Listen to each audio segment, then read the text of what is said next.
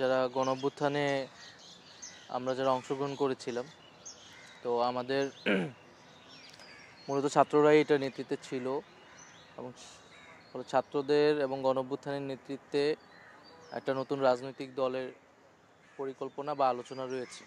তো সেই জায়গা থেকে যদি সেই দলে অংশগ্রহণ করতে হয় তো অবশ্যই সরকারের থেকে তো সেটা সম্ভব নয়। তো সেই দলে যদি আমি যেতে চাই তাহলে সরকার থেকে আমি পদত্যাগ করব, এইরকম একটা বিষয় আমিও বলেছিলাম।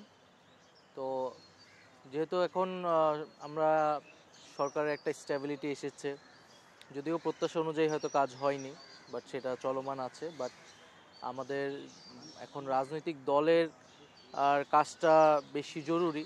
তো সেই জায়গায় যদি আমরা চিন্তা ভাবনা করছি, আমি ব্যক্তিগতভাবেও চিন্তা ভাবনা করছি, যদি আমার সরকারের মনে করি যে সরকারের থেকে আমার এখন মাঠে যাওয়া, জনগণের সাথে কাজ করাটা বেশি জরুরি মনে হয়, তাহলে আমি সরকার ছেড়ে দেবো এবং হয়তো সেই দলের প্রক্রিয়ায় যুক্ত হব।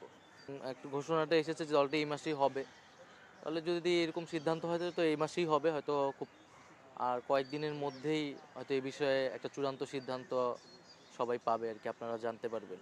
বাইরে যারা বৈষম্যবিরোধী ছাত্র আন্দোলন, জাতীয় নাগরিক কমিটি, তারা তো 6 মাস কাজ করেছে বা গত 4-5 মাস কাজ করেছে। তো সারা দেশে মাঠ পর্যায়ে তো তারা কাজ করেছে, সাংগঠনিক কাজটা তারা করেছে। আমি তো সরকারের দায়িত্বে